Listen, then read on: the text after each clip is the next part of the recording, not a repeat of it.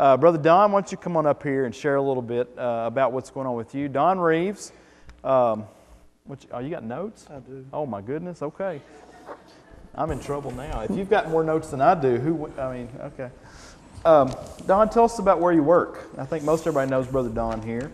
Well, working on a lab at Vanderbilt University Hospital. Okay. Anything in particular you do in that lab? Is it a research for anything or just general? We basically evaluate the immune system, the immunologic response, Okay. and they have various tests for that. And we diagnose what type of leukemia or lymphoma a person has so that they can receive the most appropriate medical treatment for that type.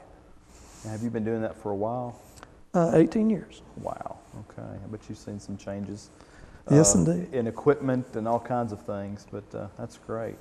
Well, tell me, I heard this through the grapevine, this story, and that you were doing something different about the way you got to work, and I was so fascinated by it. Tell me how you get to work, or how you have in the past gotten to work. Well, in the past, I try to drive each day, and that's pretty uneventful. You got the radio on, you can have a little prayer time maybe between stoplights. But with Ashley going to college and Bethany taking a college course her senior year in high school, I thought, well, I could save some money if I just rode the bus. And so it comes to find out Vanderbilt will pay your way if you ride the bus. Wow. And so you just swipe your ID card and it's a free ride. Very good. So, how long have you been doing that? Since about this time last year. Okay, about a year.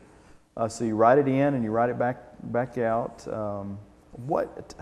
That's got to be, now so for the first 17 years you drove in, and then all of a sudden, the last year you've been on the bus, on the MTA bus. Tell me about that. What kind of experiences have you had? Has that been, I know it's been different, but how's God working in that situation? Well, it's been very interesting. Of course, Randy's got, walk across the room. I'm thinking, can I reach across the aisle, Randy? And so I didn't realize it was going to be as crowded as it was. And you're sitting literally shoulder to shoulder with someone. If you're reading anything, it doesn't take much to just lean over and see what that person's reading. So I thought it'd be a good time to read the Bible, and it wasn't too long after I'd do that a teenager riding to school on the city bus, just, what are you reading? And I said, well, I'm reading the Bible. And I said, well, I've got a favorite verse, and so we were just able to talk about our favorite verses there, and which is, I thought, just a first door opening kind of thing. And I thought, with all the other teens on there and such a good time they're having, why would he even spend time talking with anybody about the Bible? So I was just glad to talk about the Bible with a teen I didn't know. I understood he was a basketball fan. I brought him a Michael Jordan basketball card. I think we're real good friends now because I just saw that on eBay. No. But anyway, it's been good. So how has it been different than, what did you expect when you first started to do that? I mean, were you a little uneasy the first time, or were you thinking, tell me about that. Well, I'm not uneasy, but I do like my own car. Yeah. I like to be able to, if I want to take a detour on the way home, I can. I can't on the bus. I was a little uneasy because I like to be able to drive myself, go where you want to go, but on the bus, you're pretty much locked into where it goes. Okay. So, any other stories, any other people that you've met? You mentioned this teenager. What is God who's God kind of put in your path? Well, Carolyn had this idea. She said, when I was telling her about, being in the pouring down rain while we're waiting for the bus or trying to get transferred to another bus, she said, well, Dollar Tree's got umbrellas for $1 a piece. Why don't you get 5 and hand them out to people that need an umbrella while it's pouring down rain? I thought, well, that's a good idea. I'll try that. And so I've got my umbrella and my spare umbrella in my coat, and there's this fellow on the bus. He looks like he'd probably be a good gang member. He's a big guy. He's got scars. He's got a bandana around his head. He's got a sleeveless shirt, and he just looks real rough. And I said, would you like an umbrella? What did he say? He said, yes, I would.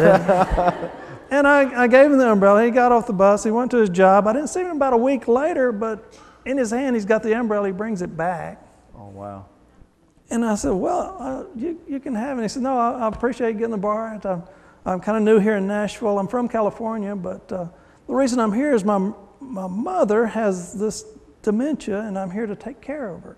And I'm thinking, that wasn't the stereotype I had. But anyway, we got to talk, and it just kind of broke the ice of not knowing each other.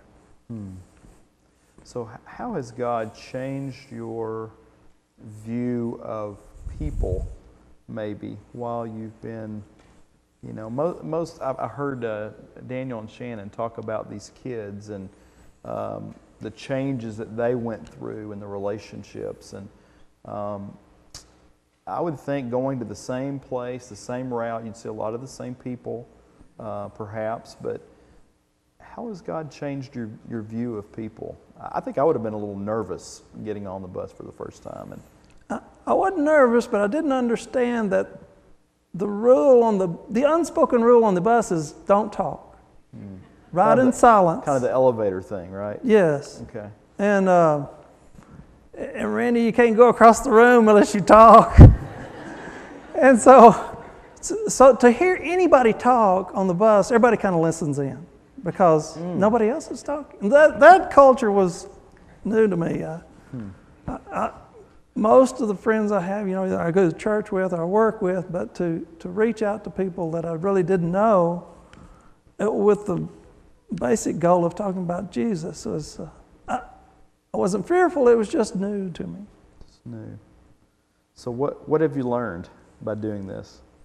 Well, it's wonderful to see God open doors that I would have never been able to, or meet people I would have never met, or to try to meet needs that just basic people have. You know.